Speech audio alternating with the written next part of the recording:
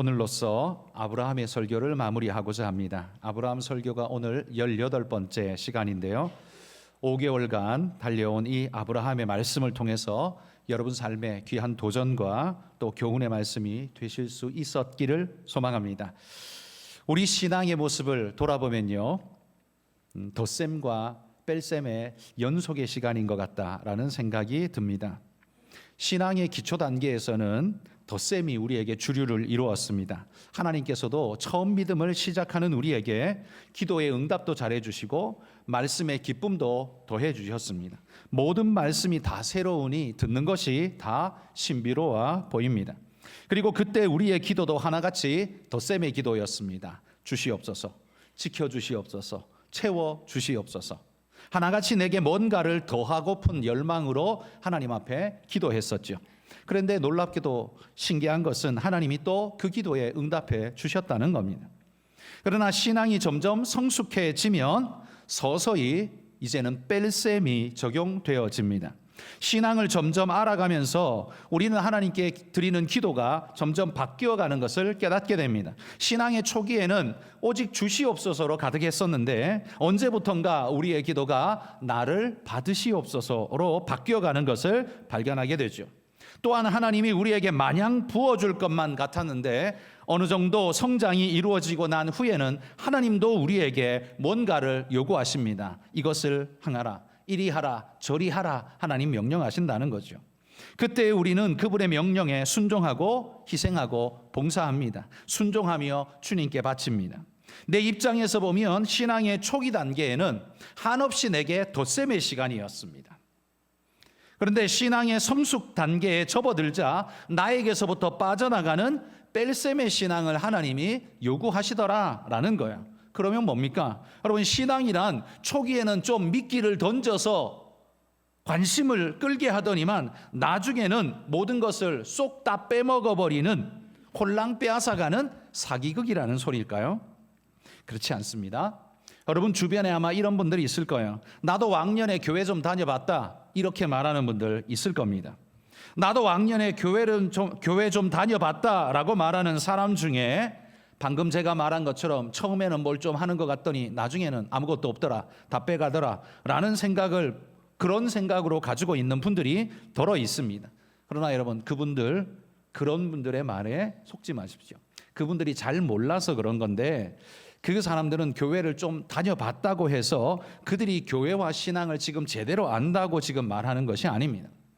잘 알았으면 그들이 하나님을 떠날 리가 없습니다. 물론 교회 안에서, 교회가 사람들의 공동체로 되어진 조직이다 보니까 사람 간의 관계 속에서 상처를 입기도 하고 마음이 상하기도 하는 때가 분명히 있습니다. 사실 여러분이 남편한테 상처 안 받으십니까? 여러분의 아내한테 여러분 상처 안 받으십니까? 우리는 다 사람이 살아가는 모든 곳에는 그런 면들이 있습니다. 그러나 여러분, 그런 게 있다고 해서 우리가 하나님 믿기를 포기하고 내던져버려야 할 그런 일은 절대로 아니라는 거죠. 그러면서 그렇게 사람 때문에 상처받아 놓고 하나님을 내버리는 일이 있다면 그건 교회를 아는 게 아니죠. 하나님을 아는 게 아닙니다. 우리는 하나님을 붙잡아야 합니다. 절대로 하나님 붙잡는 신앙을 여러분, 우리는 놓지 말아야 한다는 거예요.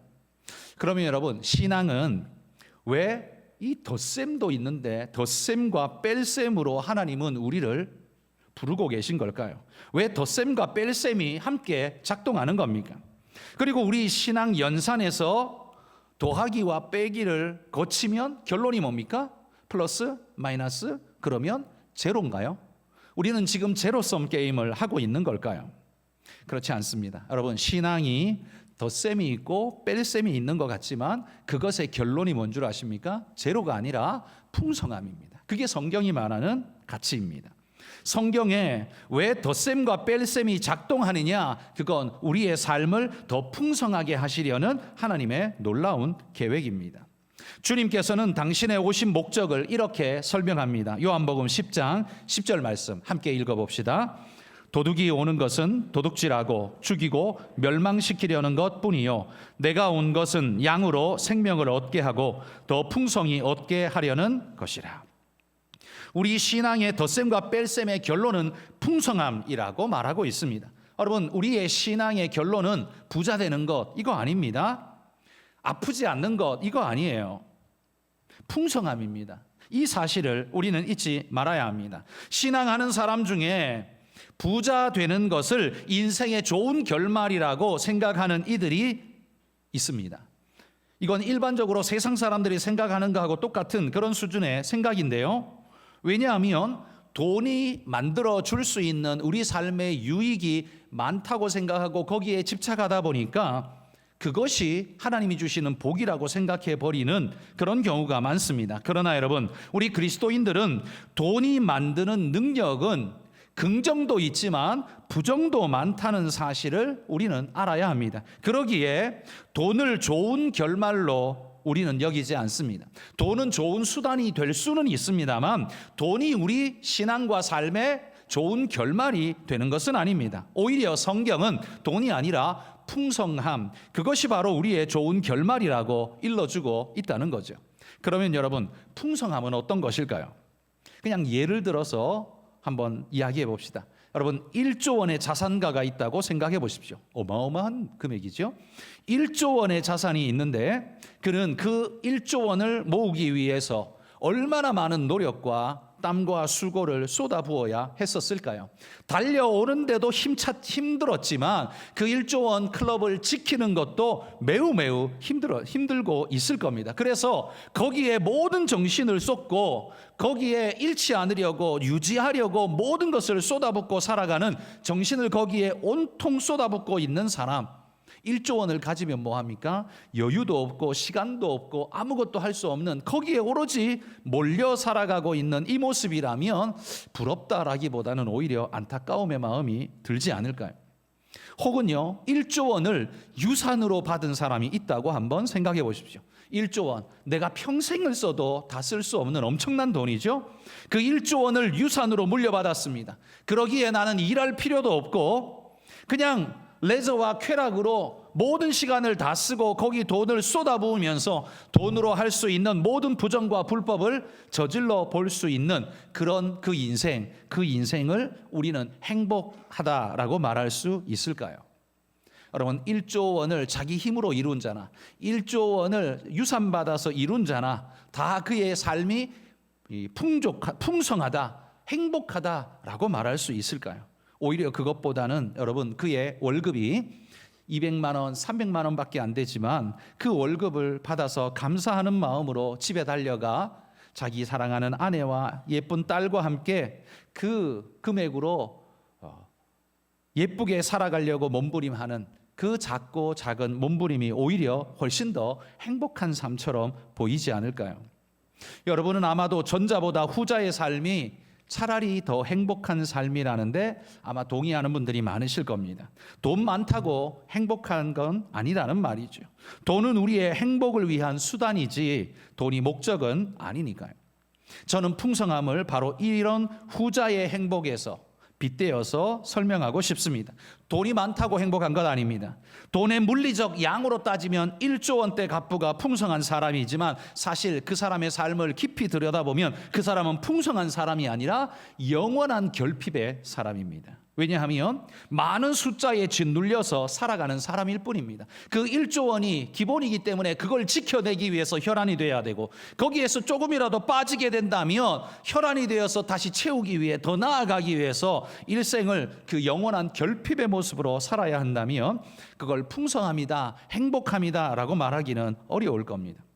오히려 후자의 사람, 물리적인 돈은 매우 작지만 그러나 그것을 감사히 여길 줄 알고 가족과 함께 사랑으로서 그것을 아름답게 사용하여서 가족 사랑을 지켜갈 수 있는 그런 인생이라면, 인생의 가치와 의미를 부여하는 사람이라면 그 사람의 삶이야말로 오히려 풍성하다라고 말할 수 있을 겁니다. 저는 성경이 말하는 풍성함을 바로 이런 사람에 빗대고 싶습니다. 물리적 뭔가가 내게 많음, 그래서 남들에게 가시적으로 과시할 수 있고 자랑할 수 있는 상태, 여러분, 이게 풍성함이 아니라는 말이에요. 풍성함의 정의는 여러분의 주머니에 있는 게 아니라 여러분의 마음에서 이루어지는 것이기 때문에 그렇습니다.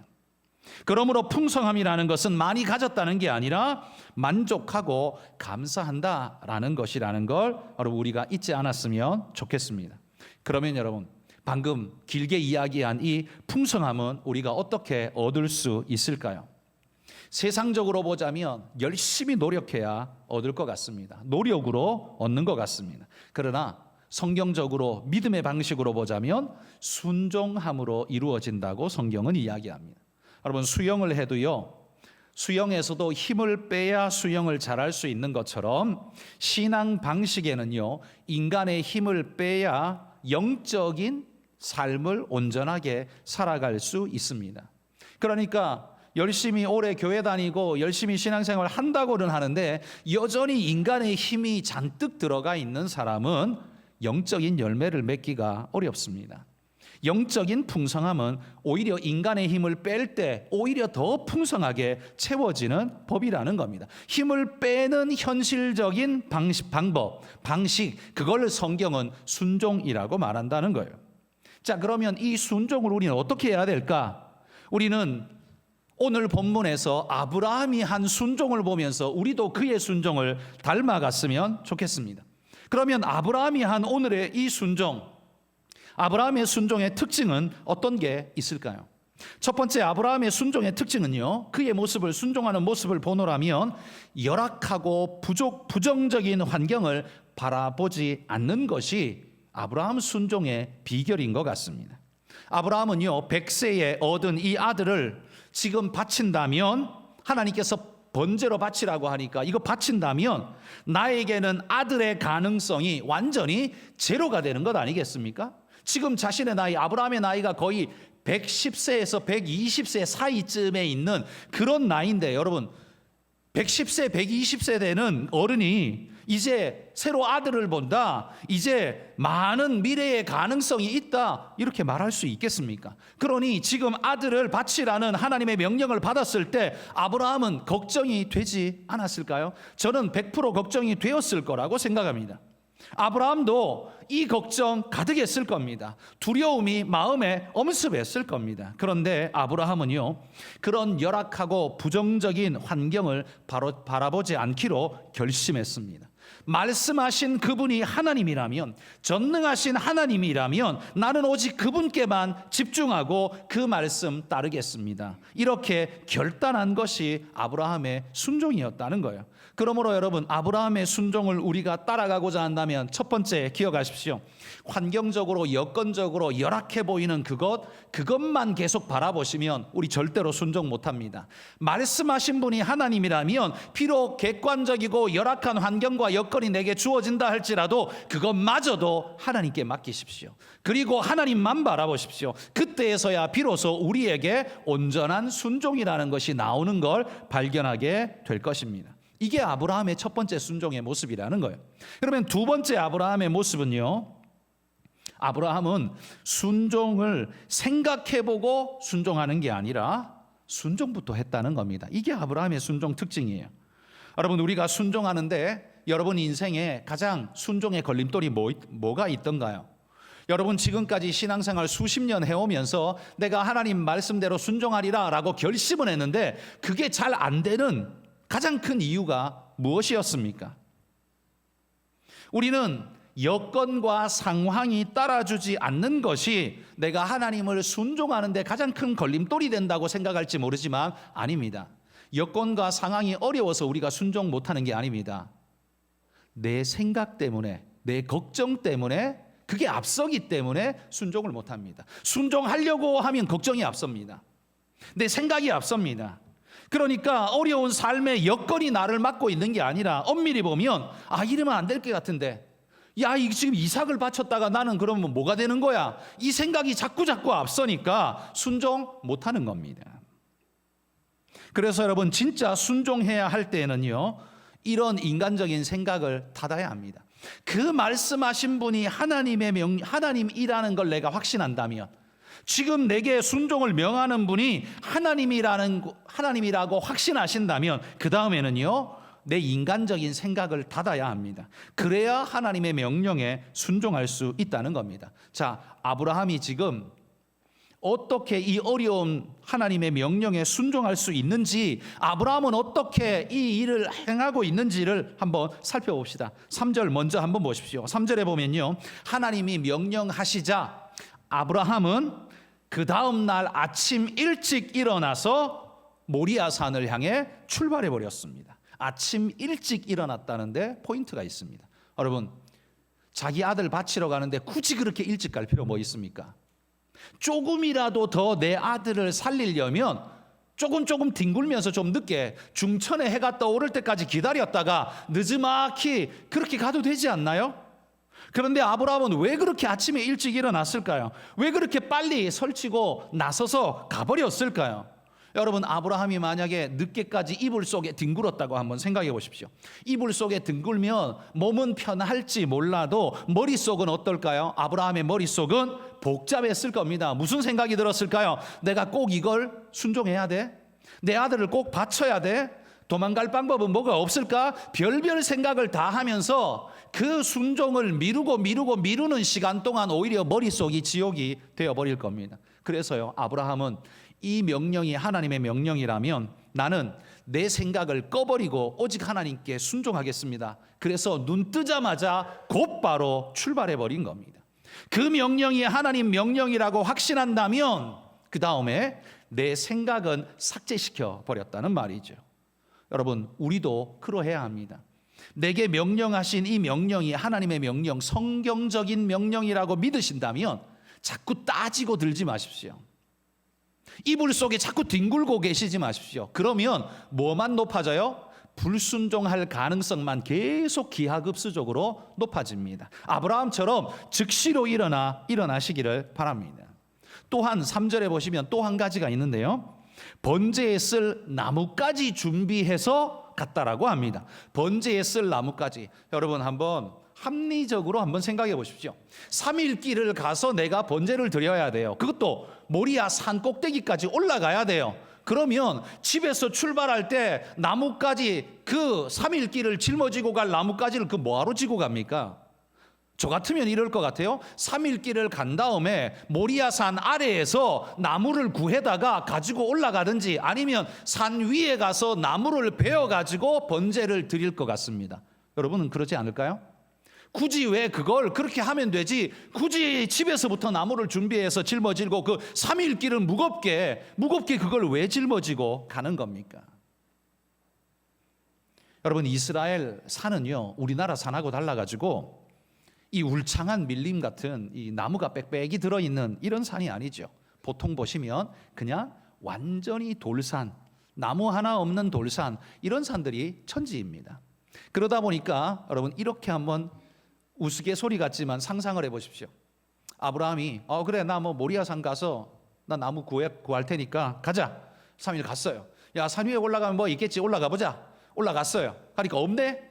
아이, 나 번제 드리려고 그랬는데 나무가 없네? 나 못하겠네. 집에 가자. 여러분, 이러면 이 얼마나 황당한 일입니까? 아브라함은 아예 그런 일을 미연에 방지하고자 어떻게 해요? 출발할 때부터 나무를 아예 가져갑니다. 그 밑에 거기 가서 나무를 못 구할까 봐, 올라가서 나무 못 구할까 봐, 그것 때문에 핑계대면서 하나님 명령 순종 못하고 돌아올까 봐 아예 집에서 출발할 때부터, 미련해 보이기도 하지만 출발할 때부터 아예 나무를 싸질머지고 그냥 간 거예요. 자기의 핑계거리를 아예 처음부터 핑계하지 못하도록 싹둑 잘라버렸다는 겁니다. 이게 아브라함의 놀라운 순종이었다는 거예요. 또한 5절에 보십시오. 5절에 보면 산에 다다라서 모리아산을 올라가는데요, 아브라함이 종들에게 이렇게 말합니다. 너희는 여기 머물러 있거라. 여기서 그냥 밥도 먹고 쉬고 있어. 내가 내 아들 이삭이랑 올라갔다가 번제 드리고 그리고 같이 내가 내려올 테니까 걱정하지 마. 여기 있어. 이렇게 머물렸습니다. 여러분, 아브라함은 왜 굳이 종들을 산 아래에 머물렸을까요? 종들한테 야, 나무 짊어지고 번제 올라가서 너희 준비 다 해놔. 제사는 내가 지낼 테니까 너희들이 다 준비해. 할 수 있잖아요. 원래 그렇게 하잖아요, 고대 시대에는. 그런데 왜 아브라함은 다 뜯어 말리고 너희는 여기 있어 하고 둘이 올라갑니까? 아브라함의 마음에는요, 올라가서 아들 번제를 드리려면 이 종들이 놀라가지고 막 뜯어 말릴 거 아닙니까? 아브라함도 그렇게 하고 싶지 않으니까 뜯어 말리니까 못 이기는 척하고 그냥 그렇게 끌려가고 싶은 마음이 얼마나 많겠습니까? 자기도 하나님 앞에 순종해야 된다는 생각은 있지만 여기서 누군가가 적극적으로 뜯어 말리면 그럼 하지 말까? 하고 돌아가고 싶은 마음이 얼마나 많겠냔 말이에요. 그래서 아브라함은 산 아래에 아예 종들을 물려놓고 자기 둘만 올라간 거예요. 그러니까 아브라함은 보십시오. 아침 일찍 일어나서 그냥 생각할 겨를 없이 뒹굴면서 고민할 겨를 없이 그냥 바로 가버렸어요. 번제에 나무가 없어서 못 드렸다고 핑계할까 봐 아예 집에서부터 싸들고 갔어요. 종들이 자기를 뜯어 말릴까 봐 종들은 산 아래에 내려다 놓고 그냥 거기 머물려 놓고 자기 둘만 올라가서 번제를 드렸어요. 이게 아브라함입니다. 아브라함은 제대로 이 명령에 순종하기 위해서 자신이 할 수 있는 모든 것을 지금 하고 있는 모습을 보십시오. 어쩌다가 그냥 뭐 되면 하고 아니면 말고 이게 아니었어요. 철저하게 순종하기 위해서 자신의 모든 걸 걸었다는 말입니다. 아브라함은요, 내 생각이 뭔데요? 아들 살렸으면, 좀 도망갈 구멍이 있었으면, 하나님이 어떻게 좀 취소해 줬으면, 이런 인간적 생각이 걸림돌이 되지 않도록요, 생각해보고 순종하는 게 아니라 하나님의 명령이라면 내 생각을 끄고 무조건 순종하겠습니다. 바로 그렇게 나섰다는 겁니다. 그 명령이 하나님의 명령이라고 확신한다면 아브라함은 그랬다는 거예요. 여러분, 그런데요, 이런 아브라함에게 우리 하나님께서 응답하시는데 그 응답이 또한 놀랍습니다. 그런데 그 응답이 놀랍게도 아브라함이 한 말에 대해서 응답을 하십니다. 아브라함이요, 두 가지 말을 하는데 보십시오. 첫 번째 말은 뭐냐면 내가 아이와 함께 거기 가서 예배하고 우리가 너희에게로 돌아오리라. 자, 이 말을 잘 보십시오. 이 말이 사실인지 거짓인지 판별해 보십시오. 내가 종들에게 하는 말이에요. 산 아래에서 내가 아이와 함께 거기 가서 예배하고 우리가 너희에게로 돌아오리라. 돌아올 때 몇 명이 온다는 소리예요? 둘이 다 돌아오겠다는 소리잖아요. 이거 참말입니까? 거짓말입니까? 이건 거짓말이에요. 왜 거짓말이에요? 아브라함은 지금 말은 이렇게 하고 있지만 하나님의 명령이 뭡니까? 자기 아들을 번제로 드리고, 그러면 내려올 때 누구만 올 수 있어요? 자기밖에 못 내려와요. 그런데 지금 종들한테는요, 우리가 함께 내려오겠다라고 말하고 있는 거예요. 왜 이렇게 하나요? 종들을 안심시키기 위해서이죠. 종들을 안심시켜야 얘들이 여기 남아 있을 테니까 거짓말인 줄 알지만 대충 그런 식으로 둘러대면서 지금 올라가고 있습니다. 왜요? 하나님께 순종하기 위해서 지금 애를 쓰고 있는 모습 아닙니까? 그런데 이 말은요, 말만 따지면 처음부터 거짓말이었어요.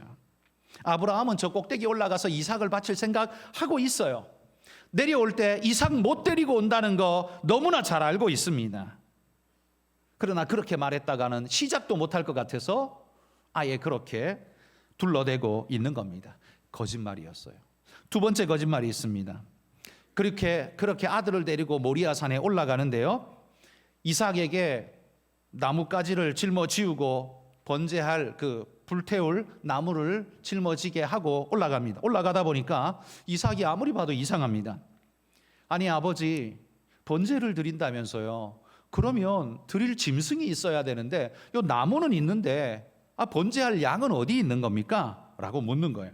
그때 여러분이 아브라함이면 심정이 어떻겠습니까?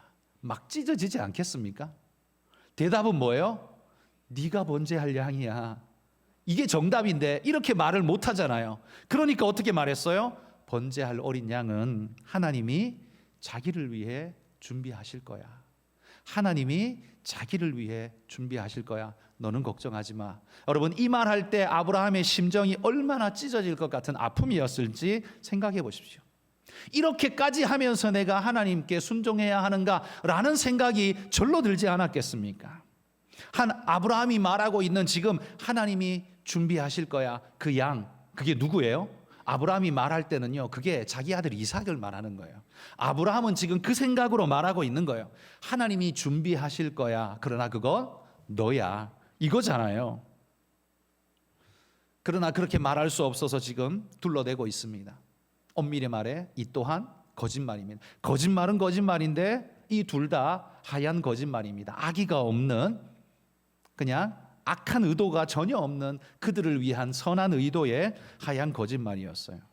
그런데 여러분, 놀라운 것은요, 순종하기로 아브라함이 결심하고 눈물을 머금고 하얀 거짓말까지 하면서 안심시키면서까지 했던 그 말, 사실은 거짓말인데 여러분, 이 말을 하나님이 참말이 되도록 만들어 버렸다는 사실을 우리가 주목해야 합니다.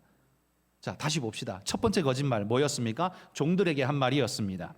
우리가 올라가서 번제를 드리고 우리 둘 다 모두 내려오겠다, 이렇게 말했어요. 거짓말이잖아요. 불가능한 일 아닙니까? 아브라함에게는 절대 불가능한 일이었습니다. 그런데 놀랍게도 어떻게 해요? 결론적으로 모리아산을 내려온 건 아브라함 혼자였나요?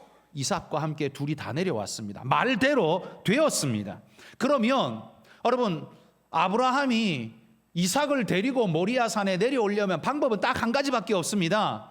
번제를 안 드리는 거, 그러니까 하나님 명령에 순종하지 않는 거, 그거밖에는 둘이 다 모리아산을 내려오는 방법은 없어요. 그런데 하나님께서 이걸 어떻게 바꾸셨어요? 놀랍게도요, 그 산 위에 올라가서 아브라함이 이삭을 번제로 드리려고 칼을 내리치려고 하는 순간 하나님 막으십니다.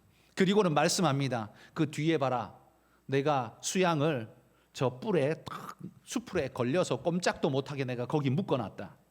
너 그 양으로 대신해서 제사를 드리거라. 그래서 아브라함이요, 이 이삭을 대신해서 이삭의 번제에 대속의 제물로 대신해서 이 수양을 드렸다는 겁니다. 아브라함 혼자서는요, 답이 없었습니다. 살릴 방법도 없고. 그런데 하나님께서 이 아브라함에게 새로운 길을 열어주셨습니다. 대속의 길이라는 거죠. 그 은혜의 길을 통해서 번제를 드릴 수 있게끔, 아브라함은 하나님께 순종을 끝까지 할 수 있게끔, 그리고 하나님은 번제를 받으실 수 있게끔 모든 것이 완벽하게 돌아가도록 하나님이 이렇게 만들어 주셨다는 거예요. 아브라함은 빈말로 했습니다. 둘러댄 말이었습니다. 그런데 그 말을 하나님은 진짜로 참이 되도록 만들어 버렸다는 거죠. 놀라운 일 아닙니까? 두 번째 거짓말은 아들에게 한 말이었습니다. 아버지, 번제할 나무는 있는데 짐승은 어디 있습니까?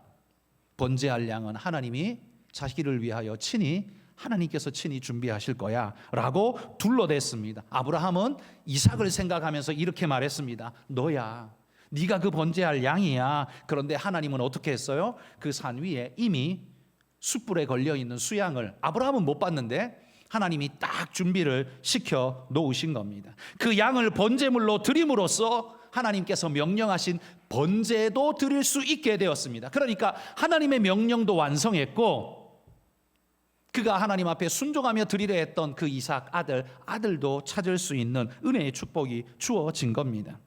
혹자는 이렇게 말할 겁니다. 그러면 이삭 바친 게 아니잖아. 그럼 그거 거짓말 아니야? 그 사기 아니야? 라고 말할 수 있을 거예요. 그런데 여러분, 제사라는 개념 자체는 원래부터요, 범죄한 인간이 죽어야만 속죄가 됩니다. 범죄한 인간 스스로가 죽어야만 속죄가 됩니다. 그런데 그러자니 모든 인간이 다 죽어야 됩니다. 그러면 의미가 없는 일이 되죠. 그래서 하나님께서 어떤 방법을 우리에게 주셨습니까? 인간이 다 죽을 수 없으니까 그 인간의 죄를 그 대속의 제물, 양이 짊어지고 죽는 겁니다. 내가 하나님 앞에 범죄했습니다. 성전에 양을 한 마리 데리고 옵니다. 하나님, 내가 이런 죄를 지었습니다. 그러면 어떻게 해요? 그 양머리 위에 손을 얹고 범죄한 내가 기도합니다. 안수하여 기도하면 내 죄가 이 양에게로 넘어가게 해줍니다. 이걸 전가라고 말합니다. 넘긴다는 거예요. 그러면 이제 내 죄가 내게 아니라 이 양에게로 넘어갔어요. 그럼으로써 이 양을 하나님의 제단에서 불살라 번제로 태워 죽임으로써, 제사 드림으로써 이 죄가 도말되어지는, 깨끗이 씻어지는 은혜의 역사가 일어난 거예요. 그러면 하나님은 내가 죄지었는데 이 양을 죽임으로써 내가 깨끗함을 덧입는 제사를 드린 것으로 하나님이 받아주시는 거예요. 이게 뭐예요? 이게 성경이 말하는 제사법입니다. 이걸 우리는 대속이라고 말하죠. 그러니까 여러분, 이 대속의 개념과 방법은 모세 때 하나님이 주셨습니다. 주전 1400년경에 모세가 살았는데 그때 줬단 말이에요. 그런데 아브라함은 2100년경의 사람입니다. 지금 2000년도 훨씬 지난, 그러니까 모세보다 700년 전의 사람이에요. 그때 이미 뭐가 있었다고요? 대속의 개념이 있었다는 거죠. 율법도 있기 전에 대속의 개념이 이미 있었다는 겁니다. 아브라함에게 모리아산에서 하나님이 지금 대속을 시키고 있는 걸 보게 됩니다. 그러니까 지금 그 수양을 잡고 있지만 이 제사는 누구의 번제예요? 이삭의 번제인 거예요. 하나님이 그렇게 받으시는 거예요. 그래서 하나님은 그 수양의 번제를 이삭의 번제로 받으시고, 하나님께서 그걸 대신케 하심으로 대속의 은혜를 아브라함이 누리게끔 만드신 거예요. 이 대속의 은혜를 받고 내려가는 아브라함의 심령이 어땠을까요? 뭐 구름 위를 떠다니는 것 같지 않을까요? 아들 살렸잖아요. 그 금쪽 같은 아들을 살렸으니 구름 위를 걸어가는 것 같지 않겠습니까? 얼마나 감사했을까요? 여러분, 바로 이 마음이 우리의 마음이어야 합니다. 대속의 은혜를 덧입은 우리의 마음이어야 한다는 거예요. 그런데 여러분, 또 한 가지, 하나님은 이 이삭을 대신하기 위해서 수양 하나로 그냥 끝내는 게 아니에요. 하나님이 생각하시는 진짜 번제할 어린 양은 하나님께서 친히 자기를 위해 준비하시리라. 아브라함은 못 모르고 한 말인데 그 말이 뭔 줄 아십니까? 아브라함이 2000년 후에 오게 될 예수 그리스도를 내다보며 한 말이, 자기는 모르고 말했어요. 그런데 그 말이 하나님 마음에 합한 말이었어요. 하나님은요, 그 말대로 당신의 독생자 예수 그리스도를 이 땅에 보내셔서 우리 모든 사람의 죄를 속하게 하심으로써 우리를 구원하신 겁니다. 이 속죄의 은혜에 동참한 사람은 아브라함처럼 이삭의 손을 잡고 모리아산을 내려갈 수 있는 감격을 우리에게 주신 거예요. 예수 그리스도로 말미암아 대속을 입은 우리는 감격, 그 아브라함의 감격을 가지고 주님의 손을 붙잡고 천국에 갈 수 있는 은혜를 하나님이 주셨다는 말입니다. 여러분, 모리아산의 대속은요, 단순히 이삭만 살리고자 하는 하나님의 계획이 아닙니다. 오히려 우리를 살리고자 하는 그 계획을 샘플처럼 지금 보여주고 계신 거죠. 이 얼마나 놀라운 일입니까? 아브라함은 모릅니다. 전혀 모릅니다. 하나님만 알고 계십니다. 여러분, 아브라함은요, 하나님이 스스로 준비하실 거야 라고 둘러댔지만 하나님은 그 말을 참말이 되게 하셨습니다. 그리고 아마 하나님은 속으로 이렇게 아브라함에게 말씀하지 않을까 싶어요. 아브라함아, 너는 몰랐겠지만 나는 너를 위해 이미 준비했고, 그리고 너희 모두를 위해 나는 준비했다. 너를 위해 어린 양을 준비하지만, 수양을 준비하지만 너희 모두를 위해 진짜 준비하는 건 예수 그리스도야. 이게 하나님의 마음 아니겠습니까? 여러분, 오늘 제가 설교를 시작했던 처음의 논제, 하나님의 덧셈과 뺄셈, 다시 한번 돌아가 봅시다. 아브라함에게 명령하신 그 명령은요, 이삭을 바치라는 명령은 아브라함에게 있어서는 혹독한 뺄셈이었습니다. 어떻게 명을 해도 이런 걸 명할 수 있나요? 그냥 차라리 돈을 좀 내라 라고 말하는 게 훨씬 낫지 않나요? 근데 독자 외아들을 지금 내놓으라고 하니 이거야말로 심각한 뺄셈이었어요. 그런데 여러분, 아브라함은 그 뺄셈에 순종하기로 결심했습니다. 아침 일찍 나뭇가지까지 준비하고 종들을 내려앉히면서까지 자기가 이 뺄셈에 순종하리라 결단하고 모리아산에 올라갔습니다. 그런데 그렇게 올라가 보니 어떤 일이 벌어져요? 하나님이요, 이삭을 데려가는 게 아니라 수양을 준비했다가 이 모든 일을 완성하고 기쁨으로 내려가도록, 다시 말해서 아들도 얻고 제사도 드리고 얻는 이런 덧셈, 놀라운 덧셈으로 하나님이 바꾸어 주셨다는 겁니다. 모리아산에 올라갈 때만 해도 그에게는 치명적인 뺄셈의 사건이었는데, 모리아산에 올라갔다가 내려올 때는요, 이 치명적인 뺄셈이 놀라운 덧셈으로 바뀌어 있더라는 거예요. 누가 한 일이에요? 하나님이 하신 일입니다. 아브라함은 이삭을 잃지 않았습니다. 오히려 수양을 얻었습니다. 번제를 얻었습니다. 그것만이 아니라 자신은 몰랐지만 예수 그리스도까지 얻었습니다. 자신의 후손으로 오게 될 진정한 대속의 제물로 돌아가실 그분 예수 그리스도를 얻었다는 말이에요. 성도 여러분, 때때로 우리는 하나님이 우리에게 명하시는 내 인생의 뺄셈 같은 명령 때문에 주저할 때가 있습니다. 경험 많으시죠? 나 시간도 없는데 이거 꼭 해야 돼. 나 이거 하기 싫은데 이렇게 해야 돼. 헌금할 때도 여러분 수없이 많이 고민되시죠? 헌금할 때 이거 꼭 해야 돼. 여러분에게 이것이 뺄셈같이, 치명적인 뺄셈같이 여겨질 때 얼마나 많습니까? 시간적으로, 물질적으로, 노력적으로, 무엇으로 따져봐도 내게 치명적인 뺄셈같이 보이는 그거. 그런데 여러분, 아브라함처럼 결단하고 순종해 보십시오. 여러분이 그 결단의 순종으로 모리아산에 올라가시면 하나님께서 그것을 놀라운 덧셈으로 바꾸셔서 우리에게 은혜로 안겨주실 줄 믿습니다. 여러분, 오병이여, 벳세다 들녘의 그 오병이여, 먹을 것 너희가 줘라. 우리 먹을 거 없는데요. 저 어린아이에게 그냥 오병이여, 조그만 떡 5개 하고 물고기 2마리 그거 있는데 그거 뭐 제 애 1인분 밥인데 저거 가지고 뭐 되겠습니까? 그랬더니만 어떻게 해요? 그 아이가 그걸 예수님께 내밀었습니다. 예수님은 그걸 축사하시고 사람들에게 나눠주는데 어떻게 해요? 5,000명이 배부르게 먹고 12강주리가 남는 엄청난 기적의 역사가 일어납니다. 여러분, 그 꼬맹이 아이에게는 자기 도시락 내놓는 게 뺄셈 아닙니까? 근데 그 뺄셈을 하나님께 드렸더니만 어떤 덧셈으로 돌아와요? 5,000명이 먹고 12강주리가 남는 엄청난 덧셈의 경험을 하게 된 거죠. 여러분, 이 아이가 누군지는 몰라도 이 경험을 한 이 아이가 자라나서 어떤 초대교회의 인물이 됐을지는 우리가 기대해 볼 만하지 않을까요? 이런 경험이 있는 사람은 세상에 나가서 사람들이 뭐라고 말해도 믿음을 지키는 진짜 하나님의 사람 되지 않을까요? 그냥 대충 입으로만 그냥 떠들어대는 신앙인 말고 이게 하나님의 뺄셈이 이 놀라운 덧셈이 된다는 경험을 해본 사람만이, 영적인 경험을 가진 사람만이 세상의 그 어떤 어려움 속에도 하나님을 향한 믿음을 지켜가는 진짜의 사람이 되지 않겠습니까? 여러분, 우리 모두에게 이런 은혜가 있기를 축복합니다. 하나님이 말씀하시는 뺄셈은요, 그건 뺄셈이 아니라 덧셈이라는 사실을 꼭 기억하시기를 소망합니다. 우리 인생에 채우시는 주님의 은혜가 여러분 인생에 넘치시기를 축복합니다. 기도하겠습니다.